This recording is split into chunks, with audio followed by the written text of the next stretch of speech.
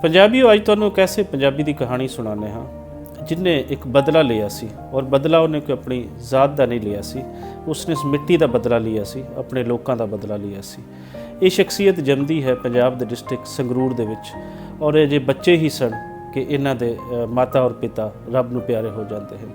ਉਸ ਤੋਂ ਬਾਅਦ ਇਹਨਾਂ ਨੂੰ ਇਹਨਾਂ ਦੇ ਭਾਈ ਦੇ ਨਾਲ ਦਾਖਲ ਕਰਾ ਦਿੱਤਾ ਜਾਂਦਾ ਹੈ ਅੰਮ੍ਰਿਤਸਰ ਦੇ ਅੰਦਰ ਇੱਕ ਯਤੀਮਖਾਨੇ ਦੇ ਅੰਦਰ। ਛੋਟੀ ਉਮਰ ਹੀ ਹੁੰਦੀ ਹੈ ਅਜੇ ਕਿ ਇਹਨਾਂ ਦੇ ਵੱਡੇ ਭਾਈ ਵੀ ਸਾਧੂ ਸਿੰਘ ਜੀ 19 ਸਾਲ ਦੀ ਉਮਰ ਦੇ ਵਿੱਚ ਰੱਬ ਨੂੰ ਪਿਆਰੇ ਹੋ ਜਾਂਦੇ ਹਨ। ਇਸ ਤੋਂ ਬਾਅਦ ਇਹ ਯਤੀਮਖਾਨੇ ਦੇ ਅੰਦਰ ਹੀ ਰਹਿੰਦੇ ਹਨ, ਉੱਥੇ ਹੀ ਇਹ ਮੈਟ੍ਰਿਕ ਪਾਸ ਕਰਦੇ ਹਨ। ਉਸ ਤੋਂ ਬਾਅਦ ਇਹਨਾਂ ਦੇ ਬਾਰੇ ਦੱਸਿਆ ਜਾਂਦਾ ਹੈ ਕਿ ਫਸਟ ਵਰਲਡ ਵਾਰ ਦੇ ਵਿੱਚ ਵੀ ਇਹਨਾਂ ਨੇ ਹਿੱਸਾ ਲਿਆ। ਇਹ ਉਹੀ ਵੇਲਾ ਸੀ ਜਦੋਂ ਹਜ਼ਾਰਾਂ ਪੰਜਾਬੀ ਬਰਤਾਨਵੀ ਰਾਜ ਵਾਸਤੇ ਜੰਗ ਲੜ ਰਹੇ ਸਨ, ਲੇਕਿਨ ਬਰਤਾਨਵੀ ਜਾਂ ਅਸੀਂ ਉਸ ਨੂੰ ਗੋਰਾ ਕਹੀਏ ਇਤਨਾ ਬਦਬਖਤ ਸੀ ਕਿ ਇਹਨਾਂ ਲੋਕਾਂ ਦੇ ਅਗੇਂਸਟ ਹੀ ਕੁਝ ਐਸੇ ਕਾਨੂੰਨ ਇਹ ਲੈ ਕੇ ਆ ਰਹੀ ਸੀ ਜਿਨ੍ਹਾਂ ਨਾਲ ਇਹਨਾਂ ਦੀ ਜ਼ਿੰਦਗੀ ਔਖੀ ਹੋ ਰਹੀ ਸੀ। ਇਹਨਾਂ ਹੀ ਦਿਨਾਂ ਦੇ ਵਿੱਚ ਇੱਕ ਮੁਤਾਰਫ ਕਰਵਾਇਆ ਜਾਂਦਾ ਹੈ ਰੂਲਟ ਐਕਟ। ਰੂਲਟ ਐਕਟ ਦੇ ਤਹਿਤ ਇਹ ਸੀ ਕਿ ਬਗੈਰ ਤੁਸੀਂ ਅਦਾਲਤੀ ਕਾਰਵਾਈ ਦੇ ਕਿਸੇ ਨੂੰ ਵੀ ਫੜ ਕੇ ਜੇਲ੍ਹ ਦੇ ਵਿੱਚ ਬੰਦ ਕਰ ਸਕਦੇ ਹੋ। ਇਹਨਾਂ ਹੀ ਦਿਨਾਂ ਦੇ ਵਿੱਚ ਇਹਨਾਂ ਸਾਰੀਆਂ ਕਾਰਵਾਈਆਂ ਦੇ ਅੰਦਰ ਆ ਜਾਂਦਾ ਹੈ 13 ਅਪ੍ਰੈਲ 1919 ਦਾ ਦਿਨ, ਜਿਹੜਾ ਕੋਈ ਵੀ ਪੰਜਾਬੀ ਨਹੀਂ ਭੁੱਲ ਸਕਦਾ। ਪੰਜਾਬੀ ਇਤਿਹਾਸ ਦੇ ਵਿੱਚ ਅਗਰ ਜ਼ੁਲਮਾਂ ਦੀ ਦਾਸਤਾਨ ਲਿਖੀ ਜਾਏਗੀ ਤੇ 13 ਅਪ੍ਰੈਲ 1919 ਦਾ ਦਿਨ ਹਰ ਪੰਜਾਬੀ ਨੂੰ ਯਾਦ ਹੋਵੇਗਾ।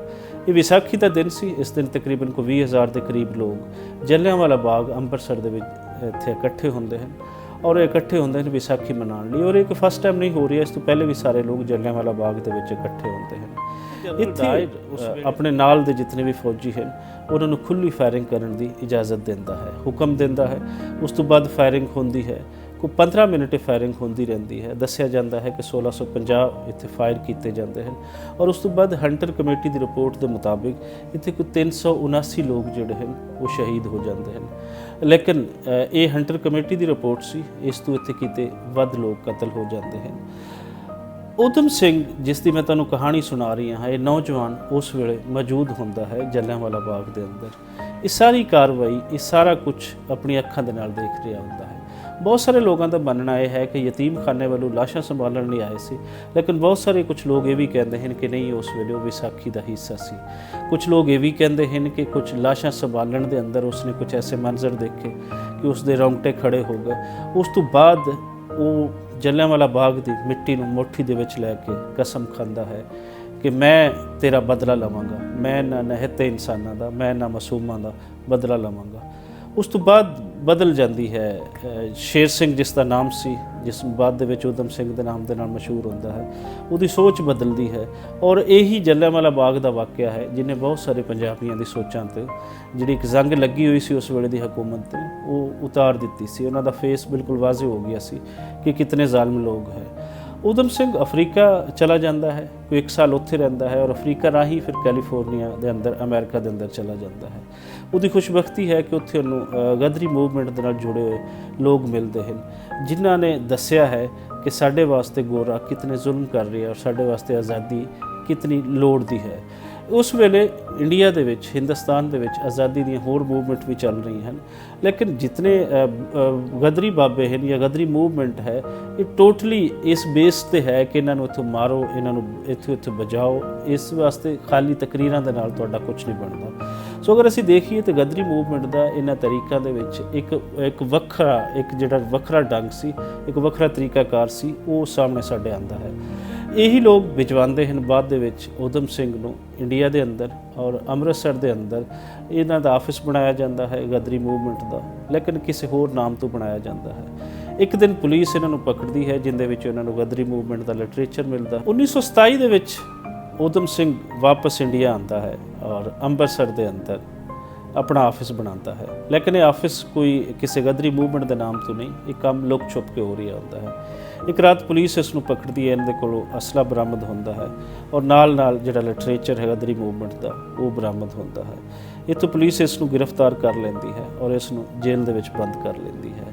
5 ਸਾਲ ਇਸ ਦੀ ਸਜ਼ਾ ਹੁੰਦੀ ਹੈ ਔਰ 5 ਸਾਲ ਇਹ ਮੁਖਤਲਿਫ ਜੇਲ੍ਹਾਂ ਦੇ ਵਿੱਚ ਰਹਿੰਦਾ ਹੈ। ਇਹਨਾਂ ਦੇ ਵਿਚਕਾਰ ਹੀ ਮੀਆਂ ਵਾਲੀ ਜੇਲ੍ਹ ਦੇ ਅੰਦਰ ਇਸ ਦੀ ਮੁਲਾਕਾਤ ਹੁੰਦੀ ਹੈ ਭਗਤ ਸਿੰਘ ਦੇ ਨਾਲ। ਭਗਤ ਸਿੰਘ ਦੇ ਨਾਲ ਜਦੋਂ ਇਹ ਮਿਲਦਾ ਹੈ ਤਾਂ ਇਹਦੀ ਜ਼ਿੰਦਗੀ, ਇਹਦੀ ਸੋਚ ਹੋਰ ਬਦਲ ਜਾਂਦੀ ਹੈ। ਭਗਤ ਸਿੰਘ ਨੂੰ ਆਪਣਾ ਇੱਕ ਗੁਰੂ ਮੰਨਦਾ ਹੈ ਔਰ ਭਗਤ ਸਿੰਘ ਨੂੰ ਜਦੋਂ 1931 ਦੇ ਵਿੱਚ ਫਾਹੇ ਲਾਇਆ ਜਾਂਦਾ ਹੈ ਤੇ ਉਸ ਵੇਲੇ ਇਹਨਾਂ ਦੀ ਖੁਆਇਸ਼ ਸੀ ਕਿ ਮੈਨੂੰ ਭਗਤ ਸਿੰਘ ਦੇ ਨਾਲ ਹੀ ਫਾਹੇ ਲਾ ਦਿੱਤਾ ਜਾਵੇ, ਲੇਕਿਨ ਕੁਦਰਤ ਨੇ ਇਸ ਤੋਂ ਵੱਡਾ ਕੰਮ ਕਰਾਉਣਾ ਸੀ। ਇਹਨਾਂ ਦੇ ਅੰਦਰ ਦੀ ਜਿਹੜੀ ਇੱਕ ਚਿੰਗਾਰੀ ਸੀ ਉਹ ਇਸੇ ਤਰੀਕੇ ਅੰਦਰ ਉਹਨਾਂ ਨੂੰ ਲੋਹ ਦਿੰਦੀ ਰਹੀ।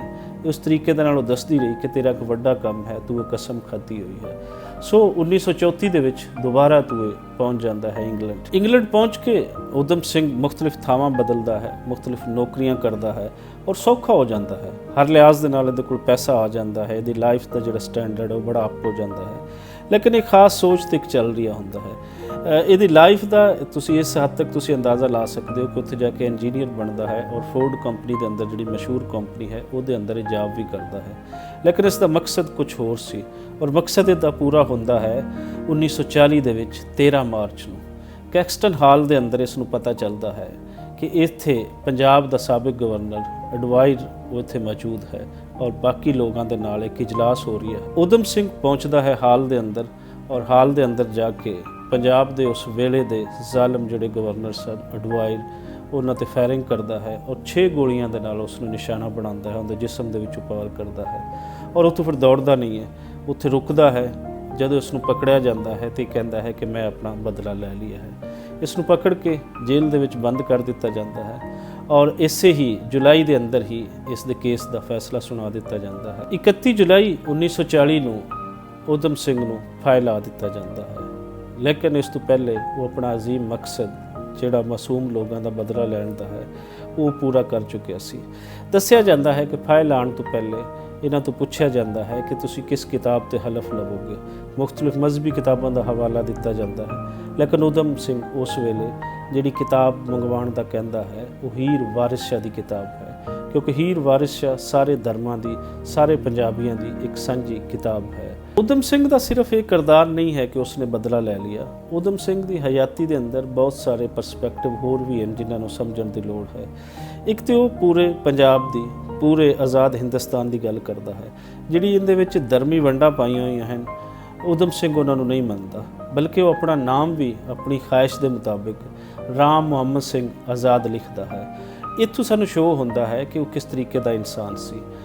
ਧਰਮੀ ਵੰਡਾਂ ਦੇ ਅੰਦਰ ਮੁਖਤਲਿਫ ਜਦੋਂ ਲੋਕ ਵੰਡੇ ਗਏ ਤੇ ਨਾ ਉਹ ਮੂਵਮੈਂਟ ਚਲੀਆਂ, ਅਗਰ ਉਹ ਮੂਵਮੈਂਟ ਚਲੀਆਂ ਵੀ ਤੇ ਉਹਨਾਂ ਨੇ ਇੱਥੋਂ ਦੇ ਇਨਸਾਨਾਂ ਨੂੰ ਹੀ ਵੰਡਿਆ। ਊਧਮ ਸਿੰਘ ਦੇ ਬਾਰੇ ਜਿਤਨੀਆਂ ਰਿਪੋਰਟਸ ਸੀ ਉਹਨਾਂ ਨੂੰ ਇੰਗਲੈਂਡ ਦੀ ਸਰਕਾਰ ਨੇ ਦਬਾਉਣ ਦਾ ਹੁਕਮ ਦੇ ਦਿੱਤਾ ਔਰ ਉਹਨਾਂ ਦੇ ਕੋਈ ਵਾਜ਼ੇ ਇਤਨੀ ਕੋਈ ਸਾਨੂੰ ਰਿਪੋਰਟ ਨਹੀਂ ਮਿਲਦੀਆਂ।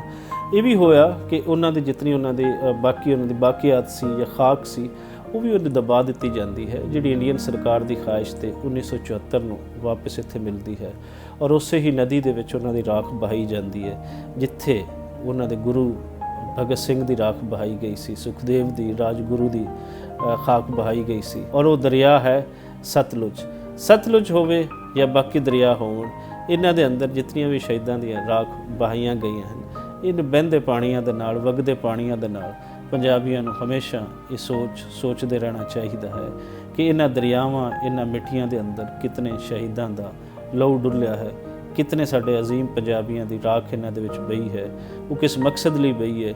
ਕਿਆ ਮੌਜੂਦਾ ਅੱਜ ਦੀ ਗੁਲਾਮੀ ਜਿਹੜੀ ਆਜ਼ਾਦੀਆਂ ਦੇ ਨਾਮ ਤੇ ਸਾਨੂੰ ਮਿਲੀ ਹੈ, ਕਿਆ ਮੌਜੂਦਾ ਆਜ਼ਾਦੀ ਜਿਹੜੀ ਅੱਜ ਅਸੀਂ ਲੈ ਕੇ ਬੈਠੇ ਹਾਂ ਉਹ ਚੜ੍ਹਦੇ ਪੰਜਾਬ ਦੀ ਹੋਵੇ ਜਾਂ ਲਹਿੰਦੇ ਪੰਜਾਬ ਦੀ ਹੋਵੇ, ਇਹ ਆਜ਼ਾਦੀਆਂ ਹੀ ਉਹਨਾਂ ਨੇ ਮੰਗੀਆਂ ਸਨ ਜਾਂ ਕੁਝ ਹੋਰ ਚਾਹੁੰਦੇ ਸਨ।